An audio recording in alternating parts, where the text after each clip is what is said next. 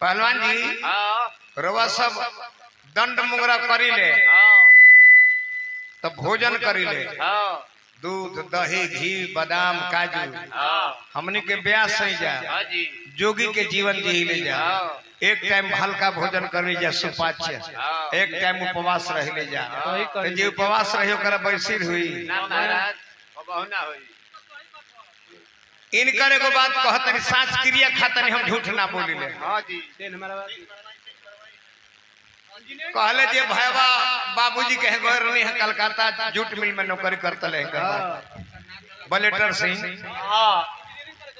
engineering में नाम लिखवावे करल है बाबूजी से कहनी है कि बाबूजी डोनेशन फीस लागत 1.5 लाख रुपया हमरा के दे दो कहले कि चुप रहो ये चटकल जान बड़े से 6 महीने बंद होता 6 महीने चालू होता घर के परिवार के खर्चा चलावल मुश्किल भइल बा तो 1.5 लाख डोनेशन मांगे तो जाई तो जा चोरियो कली चोरी कली हो जो पैसा का व्यवस्था कर पैसा के व्यवस्था हमरा से ना दिए गईले 3 गो संगतिया के पटिया वाले के मोती चंद शाह के घर से बारात गई रहे आ सोना चांदी गांव भर के बन्हकी उनके घर धरा जरा पैसा के कहले जी आज मोती चंद सेठवा के बारात गई बिया चलो सब करा घर में सेन ही मार के अब पैसा अब गहना ले ली जा तो 2 गो इनकर संगतिया गईले एगो ढोलकवा बजावत रहे इनके गांव के हरे राम नाम हो एगो बबुआ बाड़े है जा सुभाष जी कहले जे चलो तीनों आदमी के गांव के बानी जा काम कर ली जा सेन मार दी हल्लो बाकी सेठवा गलती ना कले रहे सेठ जी बा कइले का रहे जे एगो पहलवान रहले शिवचंद पहलवान कहले जे पहलवान जी हमरा घर से बारात जाती है हमरा घरवा का गोर ना दे कहले जी निगम रही है एगो बासलेट के धोती ले ले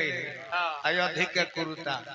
आ निगम रही है आ वह जानी जे सेन मार के लागल लोग कहे जे के ढूकी तो कहले जे ढूकी 12 आना आ जे बहरी रही वही 4 आना तो अभियंता के तो पैसा के जरूरत रहे कहले जे हमरा के टेल के आ दोनों गोड़वा मराइल बा हमरा झोंक दस सेनिया में सेन में झोंक त दिहले से पहले ले लुंगी आजू पहनले अब जाने जे गमछी लुंगी तो घर शिवचंद पहलवान देखो तर केरी चोर है कि तो कोनो चोर ढुकता अरे तो सीन ही मरले बा लगे गइले जब टोले तो बड़ी चिकन चकन रहे वो बाड़े रहले बियाह शादी भइल ना शिवचंद पहलवान कहले जे रह औरी डाल के ऊपर लुंगी ले ले गइले लगले रहले चमड़ा तेरा माहौल अरे खींचो सो बोल बा हमारा में वो ते ढुके के कहत रे अरे उने से हमारा में कोनो ढुकौले बरे जल्दी कर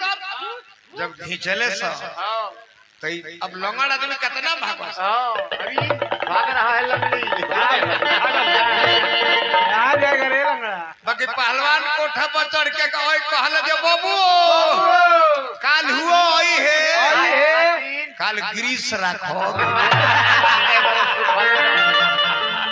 जवाब दे तत्काल बा